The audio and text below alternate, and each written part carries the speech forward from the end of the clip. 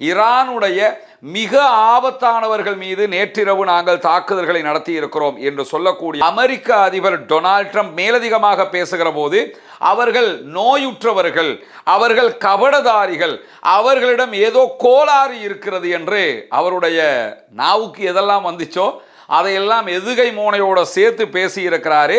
புரிந்துணர்வு ஒப்பந்தம் தொடர்பாக பத்திரிகையாளர்கள் கேட்கிற நேரத்தில் அது முறிந்து விட்டது என்று நான் நினைக்கிறேன் என்கிற ஒரு வார்த்தையை அவர் பயன்படுத்தியது மட்டுமல்லாமல், இப்படி புலம்பலோடு இருந்த அமெரிக்காவினுடைய எந்த அதிபரையும் நீங்க பார்க்க முடியாது. ஈராக் வாராக இருந்தாலும் சரி, ஆப்கானிஸ்தான் வாராக இருந்தாலும் சரி, வியட்நாம் மீதான தாக்குதல்களாக இருந்தாலும் சரி, இப்படி தனக்குத்தானே புலம்பிய எந்த ஒரு அமெரிக்க அதிபரையும் அமெரிக்க வரலாறு கண்டிருக்கவில்லை. பீட் ஹெக்ஸத் அவசரமாக இஸ்ரேலுக்கு பயணம் மேற்கொள்ள இருந்தது எதுக்காக என்று சொல்லி சொன்னா, இந்த அமெரிக்காவினுடைய உலகின் மிக பவர்ஃபுல்லான விமானமாக சொல்லப்படக்கூடிய தாக்குதல் விமானம் F-35 விமானங்கள்.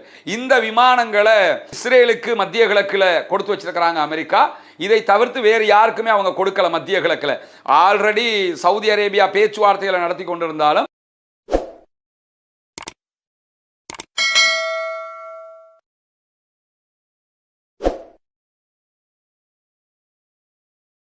அன்பிற்கினிய சகோதர சகோதரிகளின் அனைவர் மீதும் ஏக இறைவனுடைய அமைதியும் கருணையும் உண்டாகட்டுமாக என்கிற உயரிய பிரார்த்தனைகளோடு, மத்திய கிழக்கினுடைய சூடான நிலை ஓரளவுக்கு தணிந்து கொண்டு வருகிறது என்கிற எதிர்பார்ப்பு சர்வதேச மட்டத்தில் இருந்த நிலையில இன்றைய நாள் திடீரென அமெரிக்க அதிபர் டொனால்ட் ட்ரம்ப் விடுத்திருக்கக்கூடிய அறிவிப்பின் பிரகாரம் ஈரானோடு செய்து கொண்ட ஒப்பந்தங்கள் முடிவுக்கு வந்துவிட்டது என்று அறிவித்திருக்கிறார். நேற்று இரவு பின்னேரங்களில் ஈரான் மீதான தடை நீக்கங்கள் செய்யப்பட்டிருந்தது. அமெரிக்காவால் ஈரான் மீது விதிக்கப்பட்டிருந்த பொருளாதார தடைகளை நீக்குகிறோம் என்று அறிவித்திருந்தார்கள். அந்த தடை நீக்கங்களும் ரத்து செய்யப்படுகிறது என்று அமெரிக்க அதிபர் டொனால்ட் ட்ரம்ப் அறிவித்திருந்தார். இந்த நிலையில ஈரானுக்கும் அமெரிக்காவுக்கும் இடையிலான ஒரு சூடான கொதிநிலை உருவாகி இருக்கிறது. ஈரான் ஆல்ரெடி ஹொர்முஸ் நீர்ப்பரப்பில் 3 பாரிய எண்ணெய் டேங்கர்கள் மேல தாக்குதல்களை நடத்தி இருந்தது.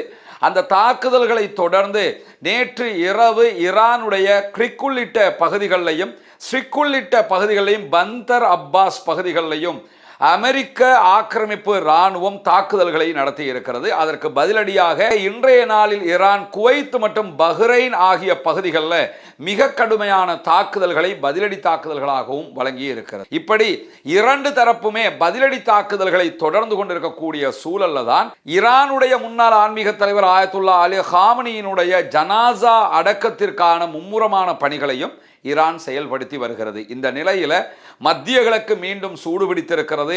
ஈரானுடனான ஒப்பந்தம் மீண்டும் இழுபறி நிலையை சந்தித்திருக்கிறது என்கிற செய்திகளுக்கு மத்தியில் இன்றைய நாளில் அமெரிக்க அதிபர் டொனால்ட் ட்ரம்ப் நேட்டோவினுடைய மாநாட்டில் பங்கெடுத்த நிலையில் தான் இந்த கருத்துக்களை சொல்லியிருக்கிறார். நேட்டோவினுடைய மாநாட்டில் கலந்து கொண்டு ஊடகவியலாளர்களிடம் பேசும்போது அமெரிக்க அதிபர் டொனால்ட் ட்ரம்ப் மிக முக்கியமான பல செய்திகளை சொல்லியிருக்கிறார். ஈரானுடைய மிக ஆபத்தானவர்கள் மீது நேற்றிரவு நாங்கள் தாக்குதல்களை நடத்தி இருக்கிறோம் என்று சொல்லக்கூடிய அமெரிக்க அதிபர் டொனால்ட் ட்ரம்ப் மேலதிகமாக பேசுகிற போது அவர்கள் நோயுற்றவர்கள், அவர்கள் கபடதாரிகள், அவர்களிடம் ஏதோ கோளாறு இருக்கிறது என்று அவருடைய நாவுக்கு எதெல்லாம் வந்துச்சோ அதையெல்லாம் எதுகை மோனையோட சேர்த்து பேசி இருக்கிறாரு. புரிந்துணர்வு ஒப்பந்தம் தொடர்பாக பத்திரிகையாளர்கள் கேட்கிற நேரத்தில் அது முறிந்து விட்டது என்று நான் நினைக்கிறேன் என்கிற ஒரு வார்த்தையை அவர் பயன்படுத்தியது மட்டுமல்லாமல், அவர்களோடு பேச்சுவார்த்தையை கையாளுவது என்பது நேர விரயம், டைம் வேஸ்ட் ஆகிக்கிட்டு இருக்குது, ஏன் நாங்கள் அதை பண்ணிக்கிட்டு இருக்கணும், அதனால தான் அந்த ஒப்பந்தத்தை முறிஞ்சிருச்சுன்னு நான் நினைக்கிறேன் அப்படிங்கிற வார்த்தையை அமெரிக்க அதிபர் டொனால்ட் ட்ரம்ப் பயன்படுத்துறது மட்டுமல்லாமல், ஒப்பந்தம் இல்லாமலேயே ஈரானை அணு ஆயுதமற்ற நாடாக மாற்ற முடியும் என்று நாங்கள் நினைக்கிறோம் அப்படிங்கிறாரு. ஒப்பந்தம் போட்டே மாற்ற முடியலை, ஒப்பந்தம் இல்லாமலே எங்களுக்கு மாற்ற முடியும் என்று நாங்கள் நம்புகிறோம் என்று சொல்லி சினிமா பாணியில் ஒரு பேச்சு அவர் பேசியிருக்கிறது மட்டுமல்லாமல், மூடிய கதவுகளுக்கு பின்னால் எங்களுக்கும் ஈரானுக்கும் இடையில் நடைபெற்ற ஒப்பந்தங்கள் தொடர்பாக ஈரான் வெளி உலகுக்கு தவறான பல செய்திகளை சொல்லி இருக்கிறது அப்படிங்கிறாரு. அங்கே தவறான செய்தி ஒன்றும் சொல்லலை, ஒப்பந்தத்தில் போட்டதை அப்படியே டிஸ்பிளே பண்ணினாங்க. இதெல்லாம் வெளியே தெரிஞ்சா நமக்கு கேவலமா போயிருமே நினைச்சுக்கிட்டு இருந்தது அமெரிக்கா. ஆனா ஈரான் மறைக்காம வெளியில சொல்லி இருக்குது. அதைத்தான் ரொம்ப புலம்பலாக ஈரான் இப்படியெல்லாம் செய்திருக்க கூடாது என்று விரக்தியை வெளிப்படுத்தக்கூடிய அமெரிக்க அதிபர் டொனால்ட் ட்ரம்ப் என்ன சொல்றாருன்னு கேட்டா, ஈரானுக்கும் அமெரிக்காவுக்கும் இடையில ஒரு ஒப்பந்தம் நிரந்தரமாக ஏற்படுமா என்பதே எனக்கு தெரியல அப்படிங்கிறாரு. ஏன்னா இந்த ஏற்கனவே பேசிக்கிட்டு இருந்ததே முறிஞ்சிருச்சுங்கிறாரு.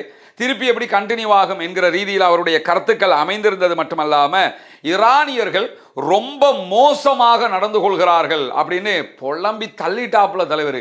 ஏன்னா இப்படி புலம்பலோடு இருந்த அமெரிக்காவினுடைய எந்த அதிபரையும் நீங்க பார்க்க முடியாது. ஈராக் வாராக இருந்தாலும் சரி, ஆப்கானிஸ்தான் வாராக இருந்தாலும் சரி, வியட்நாம் மீதான தாக்குதல்களாக இருந்தாலும் சரி, இப்படி தனக்குத்தானே புலம்பிய எந்த ஒரு அமெரிக்க அதிபரையும் அமெரிக்க வரலாறு கண்டிருக்கவில்லை. இப்பொழுது அமெரிக்க அதிபர் டொனால்ட் ட்ரம்ப் மிக கடுமையாக புலம்புவது மட்டுமல்லாமல் ஈரானியர்களுடைய செயல்பாடு எனக்கு மகிழ்ச்சி தரவில்லை, நாங்க அங்கு ஒரு ஆட்சி மாற்றத்தை விரும்பல, ஆனால் அணு ஆயுதத்தை ஈரான் கொண்டிருக்க கூடாது என்றுதான் விரும்புகிறோம். இது எப்படின்னா, யுத்தம் பண்ண வரும்போது நாங்கள் ஈரானுடைய ஆட்சியை அழிப்போம், ஈரானை பிடிப்போம், ஈரானை இல்லாமலாக்குவோம் இப்படின்ட்டு வர்றது.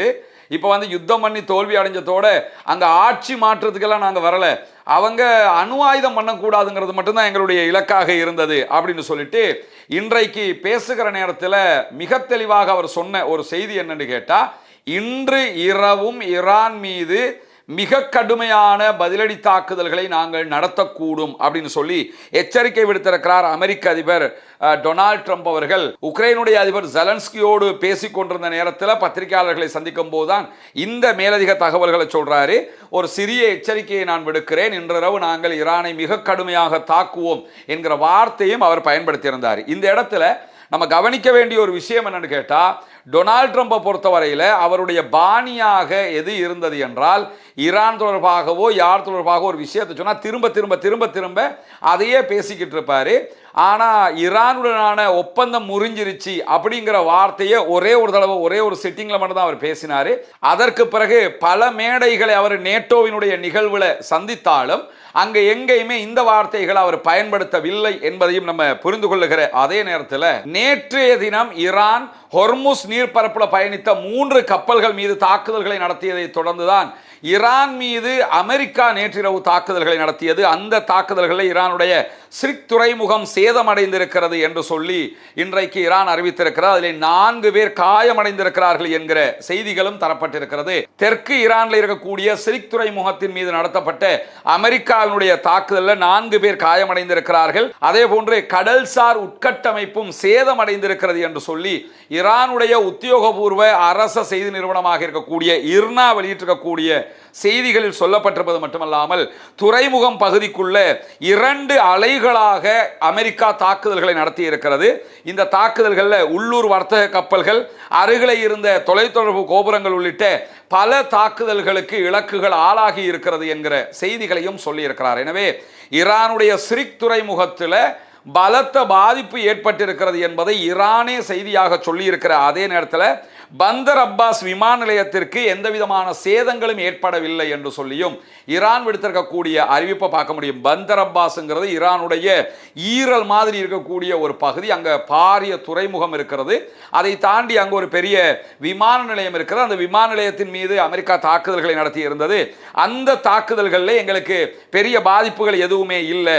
பந்தர் அப்பாஸ் சர்வதேச விமான நிலையத்தின் உட்கட்டமைப்புகளுக்கோ அல்லது உபகரணங்களுக்கோ எந்த விதமான சேதங்களும் ஏற்படவில்லை என்று சொல்லி ஹார்முஸ்கான் மாகாண விமான நிலைய அதிகாரிகள் தெரிவித்திருக்கிறார்கள் என்று சொல்லி இர்னா வெளியிட்டிருக்கக்கூடிய செய்தியில நம்ம பார்க்க முடியும். எனவே ஈரான் மீது நடத்தப்பட்ட தாக்குதல்களை சிரிக் துறைமுகத்தில் தான் மிக கடுமையான தாக்குதல்கள் நடத்தப்பட்டிருக்கிறது என்கிற செய்திகளுக்கு மேலதிகமாக ஹார்முஸ் ஜலசந்தியில ஏற்கனவே ஈரான் நடத்திய 3 தாக்குதல்கள், கப்பல்கள் மேல நடத்திய தாக்குதல்களை பொறுத்தவரையில் அந்த கப்பல்கள் சவுதி அரேபியாவுக்கு சொந்தமான கப்பல்கள் என்கிற தரவுகள் வெளியாகி இருக்கிறது.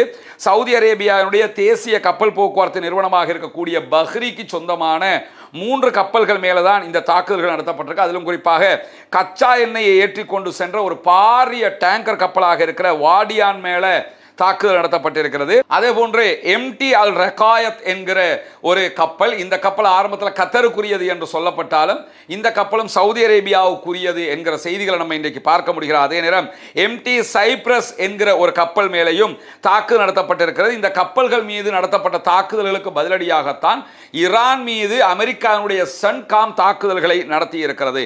ஈரானுடைய வான் பாதுகாப்பு அமைப்புகள் உட்பட 80 இலக்குகளை நாங்கள் அளித்திருக்கிறோம் என்று சொல்லி அமெரிக்காவினுடைய ராணுவம் வெளியிட்டிருக்கக்கூடிய செய்திகள்ல நம்ம இன்னைக்கு பார்க்க முடிகிறது. எனவே ஈரானை நோக்கி, ஈரானுடைய தளங்களை நோக்கி 80 தாக்குதல்களை நடத்தி இருக்கிறது அமெரிக்காவினுடைய ஆக்கிரமிப்பு படைகள்.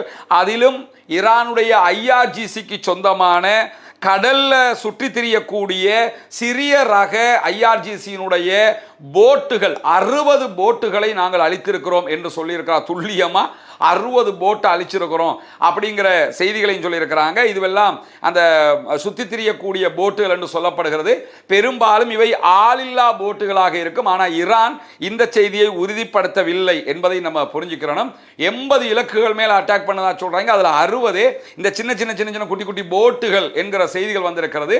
பெரும்பாலும் ஆளில்லாத போட்டுகள் என்னும் போது அதுல இழப்புகளும் கிடையாது. ஈரானுக்கு போட் மட்டும் தான் இல்லாம போயிருக்கும். 60 இல்லாம போயிருந்தா கூட இப்படியான ஒரு தாக்குதலை தான் ஈரான் மீது அமெரிக்கா நேற்றைய தினம் தொடுத்திருக்கிறது என்கிற செய்திகளுக்கு மத்தியில இன்றைய நாள் ஈரான் விடுத்திருக்கக்கூடிய செய்திகளில் அமெரிக்காவினுடைய வரம்பு மீறிய தாக்குதல்களை ஈரான் ஒருபோதுமே பொறுத்து கொள்ளாது, சகித்து கொள்ளாது என்கிற செய்திகளை சொல்லியிருப்பது மட்டுமல்லாம ட்ரம்பினுடைய இந்த ஒப்பந்தம், ஈரானுக்கும் அமெரிக்காவுக்கும் இடையிலான ஒப்பந்தம் முறிந்து விட்டது என்கிற அறிவிப்பு தொடர்பாக பேசுகிற நேரத்தில் தெஹ்ரானில் இருக்கக்கூடிய வியூக ஆய்வுகளுக்கான மையத்தின் ஆய்வாளராக செயல்படக்கூடிய அலி அக்பர் தரேனியிடம் அல் ஜசீரா இன்றைக்கு அமெரிக்க அதிபர் இப்படி சொல்லியிருக்கிறார், ஈரான் அதற்கு பதிலடி கொடுக்கும் என்றெல்லாம் சொல்லுகிறது.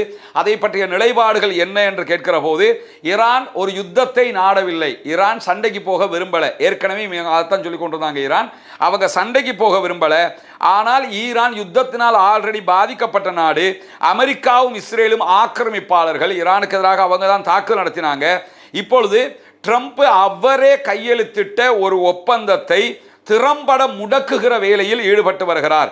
எனவே ஈரான் யுத்தத்தை விரும்பவில்லை என்று சொன்னாலும் ஹொர்முஸ் ஜலசந்தியை கட்டுப்படுத்தும் விதமாக ஈரான் மத்திய கிழக்கு முழுவதுமே ஒரு பரந்த புவியியல் பகுதியை உள்ளடக்கி இருக்கக்கூடிய கிடைமட்ட யுத்தத்திற்கு போவதற்கு வாய்ப்பு இருக்கிறது என்று சொல்லப்படுகிறது. கிடைமட்ட யுத்தம் என்று எதை சொல்லுவாங்கன்னு கேட்டா, ஒரு ஏரியாவில் அட்டாக் பண்ணாம எல்லா ஏரியாவிலும் ஆல்ரெடி அமெரிக்காவும் இஸ்ரேலும் ஈரானுக்கு அட்டாக் பண்ணும்போது ஈரான் பதிலடி கொடுத்ததா இல்லையா, அது கிடைமட்ட யுத்தம் தான். பதிலடி கொடுக்கும் போது அமெரிக்காவுடைய கப்பலுக்கும் அடிப்பாங்க, அமெரிக்காவுடைய தளங்களுக்கும் அடிப்பாங்க, அரபு நாடுகள் இருக்கக்கூடிய அமெரிக்காவுடைய ராணுவ தளங்களுக்கு அடிச்சாங்க. அதை தாண்டி அமெரிக்காவினுடைய மற்ற தீவுகளில் இருக்கக்கூடிய தளங்கள் மேல அடிச்சாங்க, இஸ்ரேல் மேல அடிச்சாங்க. இதுக்கெல்லாம் என்ன சொல்றதுன்னா கிடைமட்ட தாக்குதல் என்று சொல்லுவாங்க. சுற்றி வளைச்சு கிடக்கிற இடம் எல்லாத்துக்குமே அடிக்கிறது. இந்த மாதிரியான ஒரு நேரடி யுத்தத்திற்கு மீண்டும் ஈரான் நுழையக்கூடும் என்று சொல்லி ஈரானுடைய ஆய்வாளர்கள் சொல்லக்கூடிய கருத்துக்களையும் இன்றைக்கு அல் ஜசீரா கோடிட்டு காட்டியிருப்பது மட்டுமல்லாமல் அமெரிக்க தாக்குதல்களை தொடர்ந்து IRGC அமெரிக்காவுக்கு பதிலடி கொடுத்திருக்கிறது. அந்த பதிலடி பஹ்ரைன் மீதும் குவைத் மீதும் நடத்தப்பட்டிருக்கிறது. கிட்டத்தட்ட 85 இடங்களில் ஈரான் தாக்குதல்களை நடத்தி இருக்கிறது என்று IRGC பதிலடி அறிவிப்பில் சொல்லி இருக்கிறது.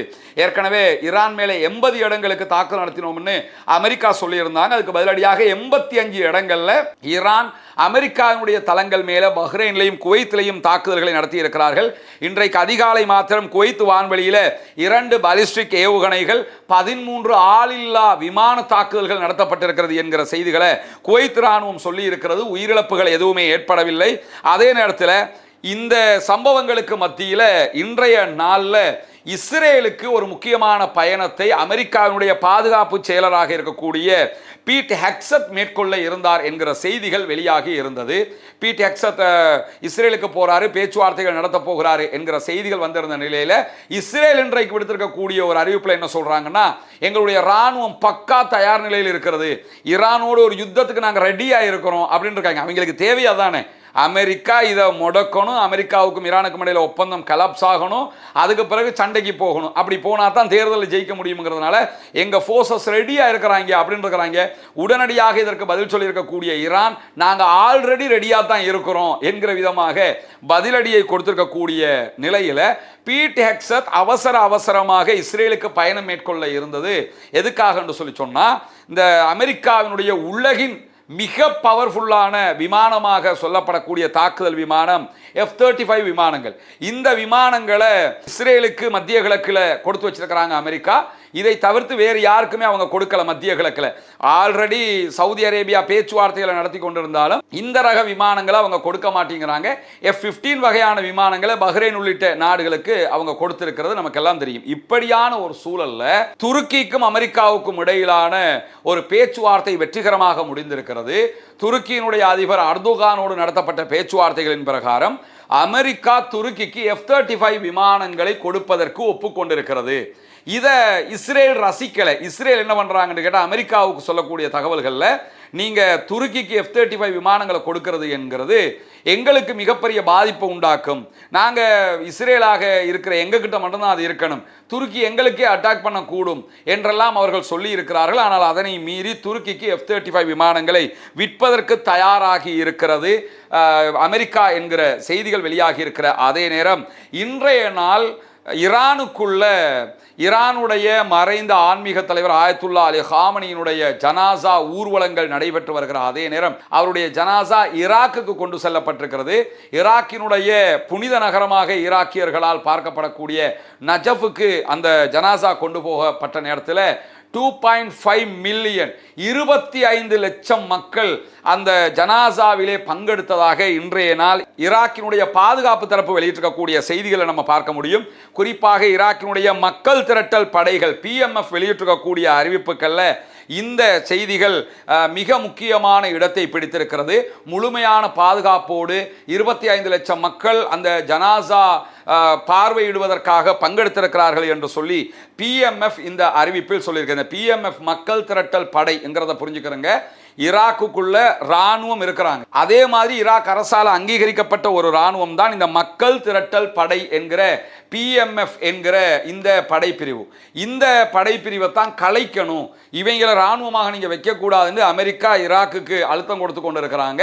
ஆனா ஈராக்கால எதுவுமே பண்ண முடியாத ஒரு நிலை இருக்கு. இந்த PMF என்கிறது மொத்தமாகவே ஈரானுடைய ஆதரவு பெற்றவர்கள். ஈராக்குக்குள்ள 2 ராணுவம், அதில் ஒரு ராணுவம் அமெரிக்காவுடைய ஆதரவு பெற்றதாக இருக்கிறது. இந்த PMF என்பது முழுவதுமாக ஈரானுடைய ஆதரவு பெற்ற படைப்பிரிவுகளாக இருக்கிறது. அதுதான் இந்த வார்ல ஈரானுக்கு மிகப்பெரிய பலமாகவும் இருந்தது. இந்த கதாய்பு ஹிஸ்புல்லா என்பதும் PMF என்பதும் எல்லாம் மிங்கலாக ஒன்று கலந்த படைகளாகத்தான் அவர்கள் செயல்படுவார்கள் என்பதையும் நம்ம புரிந்து கொள்ள முடியும். இன்றைக்கு வெளியாகி இருக்கக்கூடிய மிக முக்கியமான செய்திகளுடைய தொகுப்பை தான் உங்களுக்கு மத்தியிலே கொண்டு வந்து தந்திருக்கிறோம். தொடர்ந்து இணைந்திருங்கள். ரஸ்மின் மைசி நியூஸ் மற்றும் ரஸ்மின் டாக்ஸ் ஆகிய 2 சேனல்களோடு வரக்கூடிய உண்மை செய்திகளை உடனுக்குடன் உங்களோடு பகிர்ந்து கொள்வதற்கு தயாராக இருக்கிறோம். ஆக்கிரமிப்புகள் ஓய வேண்டும், ஆக்கிரமிப்பாளர்களும் ஓய வேண்டும், மத்திய கிழக்கிலே அமைதி திரும்ப வேண்டும் என்கிற பிரார்த்தனைகளோடு ஆக்கிரமிப்பாளர்களுக்கு எதிராக ஜனநாயக ரீதியாக தொடர்ந்தும் குரல் எழுப்புவோமாக என்கிற செய்திகளோடு மத்திய கிழக்கில் ஈரானுக்கும் அமெரிக்காவுக்கும் இடையில நடைபெறக்கூடிய அடுத்த கட்ட நிகழ்வுகள் தொடர்பான செய்திகளையும் தொடர்ந்து நம்முடைய சேனலிலே எதிர்பாருங்கள். வாகிறது அல்ஹம்துலில்லாஹி ரப்பில் ஆலமீன்.